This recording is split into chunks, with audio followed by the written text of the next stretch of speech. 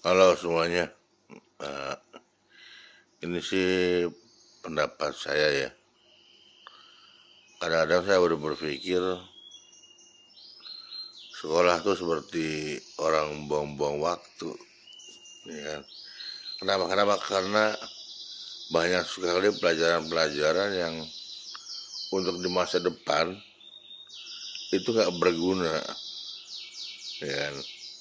Kecuali membaca, menulis kayak gitu ya. Tapi ada kalanya membaca menulis juga berjalan dengan seiringnya waktu, dia kan bisa belajar sendiri kayak gitu banyak ya. Yang dia nggak sekolah nggak bisa baca tulis karena gimana gitu ya, dia bisa baca tulis. Kalau pendapat saya sih gini, sekolah tuh bisa berpengaruh dengan rasa percaya diri ya, rasa percaya diri, terus gengsi juga. Tapi banyak pelajaran-pelajaran, contohnya eh, gurunya nih males ya. Dari zaman saya kecil sampai sekarang, sampai anak saya nih, kalau gurunya males ngajarin, pasti gurunya kasih catatan, nyuruh anak muridnya satu, suruh nulis di papan tulis, dan kita disuruh mencatat. Dari zamannya saya kecil sampai sekarang itu masih terjadi. Kalau gurunya malas,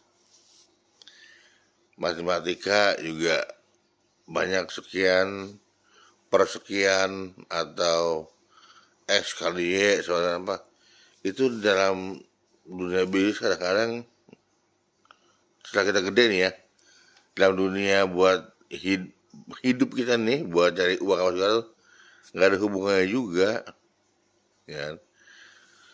Banyak sekali pelajaran-pelajaran yang tidak kita pelajari dari sekolah. Sejarah ya kan, kadang-kadang kalau dipikir-pikir fungsinya ya hanya buat bahan omongan aja, kayak orang dongeng ya kan? Ya yang terasa tuh mungkin agama, untuk biar etika lebih ini, atau ya banyak, intinya sih banyak beberapa pelajaran yang menurut pendapat saya sih nggak ada gunanya buat masa depan. Jadi ada beberapa hal yang perlu diringkas itu ya. Jadi anak-anak nih biar sekolahnya lebih lebih efektif, mungkin bahasa Inggris mungkin tidak berguna mungkin ya, kayak gitu. Jadi nggak buang-buang waktu. Dan yang paling saya sebel adalah dari dulu sampai sekarang nggak berubah. Kalau gurunya malas, kata-katanya adalah mau ada rapat, ya kan? Padahal rapat apa? Biasanya gurunya malas ngajar dari rapat. Itu kata-kata dari dulu sampai sekarang masih dipakai. Terus nulis, gurunya malas ngajar, dia datang ke sekolahan, kasih tugas, nyuruh orang siapa, salah satu muridnya untuk nulis di papan tulis, lalu kita mencatat. Memang betul kalau kita mencatat itu sama aja kita belajar mengingat ya. Tapi tanpa disadari lebih enak kalau gurunya jelasin, ya kan? Memberi contoh seperti itu bahwa gue malas ngajar lah. Wah, jadi ya kayak gitu. Biasanya itu sampai sekarang masih terjadi. Jadi ya kembali kepada pendapat saya, alangkah bagusnya kalau diajarkan cara-cara untuk berbisnis. Kenapa? Kalau kita mencetak, perhatikan deh, orang-orang yang sukses tuh biasanya bukan orang-orang yang pinter, bukan orang-orang yang juara satu, bukan orang-orang yang juara tiga.